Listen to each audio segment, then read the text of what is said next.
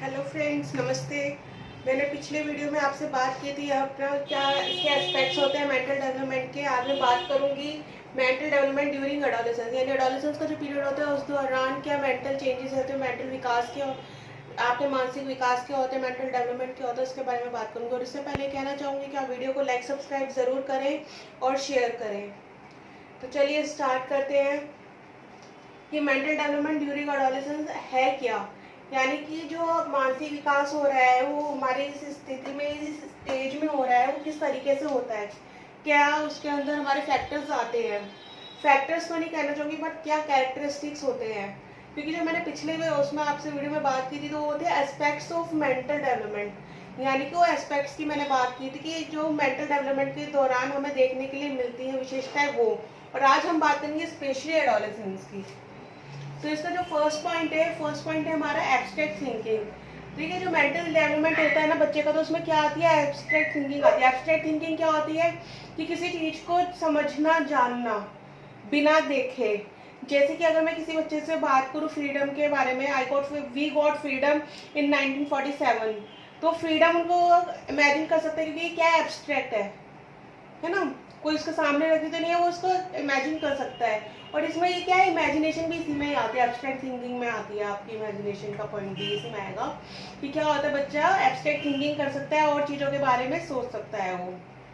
ठीक है, second point हमारा कैपेसिटी ऑफ टू कॉन्सेंट्रेट। यानी कैपेसिटी टू कॉन्सेंट्रेट का क्या मतलब होता है कि बच्चा कॉन्सेंट्रेट कर सकता है, ध्यान केंद्रित कर सकता है किसी भी चीज़ पर, किसी चीज़ को ध्यान से सुन सकता है, समझ सकता है। आप उसको बैठ के किसी भी टॉपिक के बारे में समझा सकते हैं।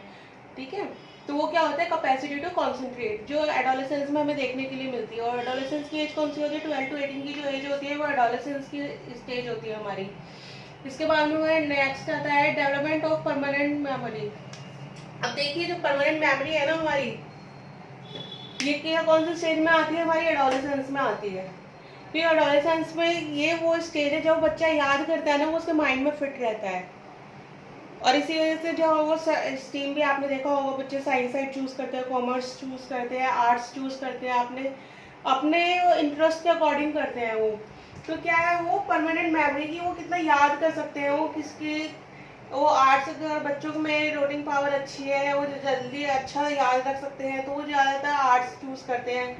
जो बच्चे मेंटली बहुत ज़्यादा शार्प होते हैं वो साइंस साइड चूज करते हैं। तो ये क्या परमानेंट मेमोरी है जो बच्चों के माइंड में सेट हो जाती है।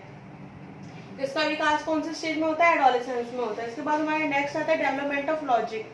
तो क्या होता है इसमें, बच्चा लॉजिकल बातें करता है, लॉजिकल सोच सकता है, लॉजिकल वो बोल सकता है। और जो अगर आप उसको कोई लॉजिक समझा रहे हैं तो वो समझ सकता है।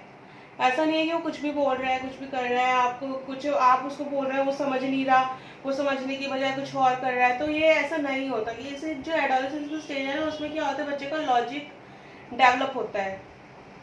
इसके बाद आता है हमारा डेवलपमेंट ऑफ इंटरेस्ट। अब देखिए जो एडोलेसेंस की स्टेज में हमें देखने के लिए मिलता है कि बच्चों का इंटरेस्ट डेवलप होता है। कैसे कि वो क्रिकेट, अगर वो स्पोर्ट्स में जाना चाहते हैं तो उनको बास्केटबॉल चूज करना है, उनको क्रिकेट चूज करना है, या उनको बैडमिंटन चूज करना है, ये उनकी चॉइस पर होता है। तो क्या है, ये उनका इंटरेस्ट है कि वो उनको किस चीज़ में इंटरेस्ट है, उनको चेस खेलना पसंद है, या फिजिकल एक्टिविटी या मार्शल आर्ट में वो पार्टिसिपेट करना चाहते हैं, वो सीखना चाहते हैं। तो ये उनका इंटरेस्ट है ये सारा। और इंटरेस्ट से ही आपको एक चीज़ और अभी जो मैंने इसमें बताई थी परमानेंट मेमोरी में आपका, कि जैसे वो स्ट्रीम चूज करते हैं आर्ट्स कॉमर्स और साइंस, वो भी क्या इंटरेस्ट कि उनको किसी बच्चे को साइंस में बहुत ज़्यादा इंटरेस्ट है और उसका लेबोरेटरी में काम करना अच्छा लगता है, तो क्या वो करेगा, साइंस चूज करेगा वो।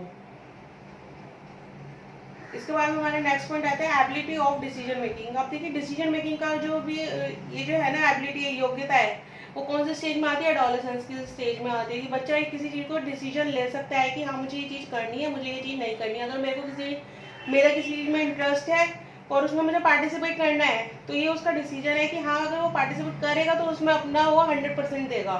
तो ये क्या है, डिसीजन मेकिंग है। अगर उसको जैसे अभी मैंने अभी इंटरेस्ट की बात की, ऐसे ही उसको अगर कोई स्ट्रीम चूज करनी है, उसको आर्ट्स चूज करनी है, उसको कॉमर्स चूज करनी है, उसको साइंस चूज करनी है, तो ये क्या उसका डिसीजन है उसका कि हाँ मुझे ये करना है क्योंकि मेरा इंटरेस्ट है उसमें। कोई भी पॉइंट, एक तो पहली बात तो ये कि कोई भी पॉइंट है ना, ये कोई भी पॉइंट एक दूसरे से अलग नहीं है, सब एक दूसरे में इन्वॉल्व है। क्योंकि ये सब मैं बात किसकी कर रही हूँ, मेंटल डेवलपमेंट की बात कर रही हूँ। तो आप सोचेंगे मैम ने अभी तो परमानेंट मेमोरी के बारे में बताया था, तो उसमें साइंस की बात की थी, इंटरेस्ट की बात आया तो उसमें भी उन्होंने स्टीम की बात की, डिसीजन मेकिंग में भी। तो ये सब क्या है, ये सब कनेक्टेड है, कोरिलेटेड है, ये अलग एक दूसरे से अलग नहीं है।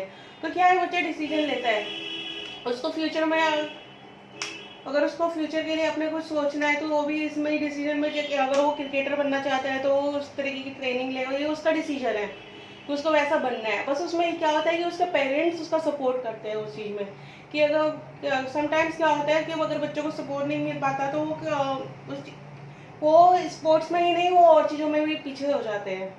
तो बच्चों को सपोर्ट करना बहुत ज़रूरी है उनके डिसीजन में, अगर वो सही है तो। इसके बाद में नेक्स्ट पॉइंट आता है हमारा प्रॉब्लम सॉल्विंग एबिलिटी। अब देखिए, जो प्रॉब्लम सॉल्विंग एबिलिटी है, यानी समाधान निकालने की जो योग्यता है, वो भी किस में आती है, हमारी एडोलेसेंस के स्टेज में आती है। बच्चे अपनी प्रॉब्लम के सॉल्यूशंस ढूंढते हैं। जो इससे पहले हमने चाइल्डहुड में देखा था, उसमें क्या है, तो बच्चे उनको कुछ प्रॉब्लम होती है तो किस पर डिपेंड हो जाते हैं, वो पेरेंट्स पे डिपेंड हो जाते हैं। पर जो एडोलेसेंस की हमारी स्टेज होती है तो उसमें क्या होता है, बच्चे खुद प्रॉब्लम सॉल्व करना चाहते हैं, चाहे वो अपने फ्रेंड्स के साथ बैठ के करें, चाहे वो पेरेंट्स से बात करके करें, या खुद ही अपने आप में कि हाँ, अगर मैं इस चीज़ में ये चेंज करूँगा थोड़ा तो मेरी प्रॉब्लम सॉल्व हो जाएगी। तो ये क्या है, ये प्रॉब्लम सॉल्विंग एबिलिटी है जो एडोलेसेंस में आ रही है बच्चे के अंदर। इसके बाद हमारा नेक्स्ट पॉइंट आता है 8 पॉइंट, कॉन्शियसनेस अबाउट फ्यूचर। बच्चे अपने फ्यूचर के बारे में सोचने लगते हैं, कॉन्शियस हो जाते हैं वो कि क्या उनको अपने फ्यूचर में करना है, क्या नहीं करना है। उसी से रिलेटेड वो एक्टिविटीज़ चूज़ करते हैं अपने लिए। अगर वो बैडमिंटन प्लेयर बनना चाहते हैं तो वो उसे चूज़ करेंगे, बास्केटबॉल प्लेयर बनना चाहते हैं तो वो चूज़ करेंगे। तो ये क्या है, बच्चे का कॉन्शियसनेस अबाउट फ्यूचर है कि वो फ्यूचर के बारे में सोच रहा है, उसको बनना है। अगर वो बच्चा आर्ट्स लेना चाह रहा है, ये इसका मतलब फ्यूचर में क्या, फ्यूचर में हो सकता है वो LLB करना चाह रहा हो, जज बनना चाहता है तो वो क्या करेगा, आर्ट्स चूज़ करेगा। बच्चा अगर अकाउंटेंट बनना चाहता है तो उससे अपना कॉमर्स चूज़ करेगा। साइंस साइड अगर साइंटिस्ट बनना चाहता है, साइंस चूज़ करेगा। अगर मेडिकल से रिलेटेड कुछ करना चाहता है, डॉक्टर बनना चाहता है तो वो साइंस चूज़ करेगा। तो ये क्या है, कॉन्शियसनेस अबाउट फ्यूचर है, और ये बच्चे के अंदर ऑटोमेटिक आती है, वो सोचने लगता है अपने फ्यूचर के बारे में। इसके बाद में हमारा 9 पॉइंट आता है। 9 पॉइंट हमारा मैक्सिमम डेवलपमेंट ऑफ इंटेलिजेंस। जो हमारा इंटेलिजेंस का मैक्सिमम जो डेवलपमेंट है ना, वो हमारे एडोलेसेंस स्टेज में हो जाता है, यानी टीनेज में वो हो जाता है क्या।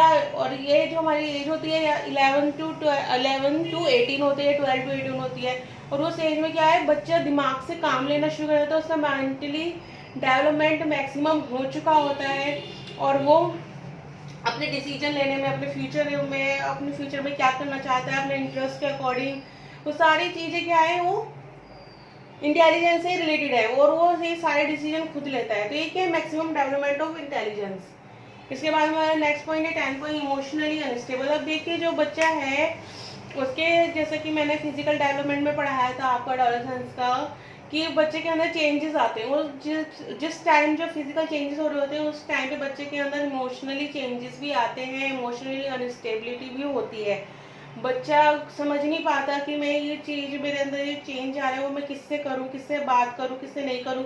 और ये भी क्या है, एडोलेसेंस के स्टेज में ही आ रहा है। और जो हमारे फिजिकल चेंजेस है उसका असर किस पर पड़ रहा है, इंटेलेक्चुअल डेवलपमेंट में। मेंटल डेवलपमेंट को इंटेलेक्चुअल डेवलपमेंट भी बोलते हैं, तो उस पर असर पड़ रहा है। और उसकी वजह से उसमें क्या आ रही है, इमोशनली अनस्टेबल हो रहा है, वो इमोशनल अनस्टेबिलिटी उसके अंदर आ रही है।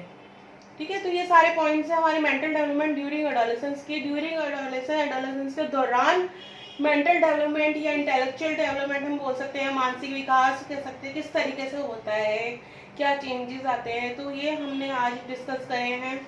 और इससे पहले मैं आपके साथ डिस्कस कर चुकी हूँ कि ग्रोथ एंड डेवलपमेंट क्या होता है, स्टेजेस ऑफ डेवलपमेंट क्या है, और आपका स्टेज ऑफ डेवलपमेंट में इन्फेंसी पीरियड क्या है, आपका चाइल्डहुड पीरियड क्या है। एडोलेसेंस की मैं बात कर रही हूँ, एडोलेसेंस में मैंने बात की थी इससे पहले, एडोलेसेंस में मैंने फिजिकल डेवलपमेंट की बात की थी इससे पहले कि फिजिकल डेवलपमेंट क्या होता है, उसके फैक्टर्स क्या होते हैं। और आप जो मैंने बात की थी इससे पिछली वीडियो में, जो मैंने बात की थी वो मेंटल एस्पेक्ट्स की बात की थी, क्या एस्पेक्ट्स होते हैं मेंटल डेवलपमेंट में।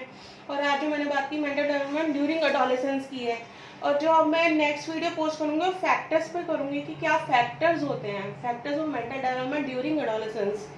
तो मिलते हैं नेक्स्ट वीडियो में, आप इसको पढ़िए। अगर आपको कोई भी इसमें से रिलेटेड कोई क्वेश्चन है तो आप कमेंट बॉक्स में लिख सकते हैं, और जो इसका पहले का वीडियो का लिंक है वो मैं आपको डिस्क्रिप्शन बॉक्स में सेंड कर दूँगी, जिससे आपको हेल्पफुल रहेगा। और वीडियो को लाइक शेयर ज़रूर करें। थैंक यू, धन्यवाद।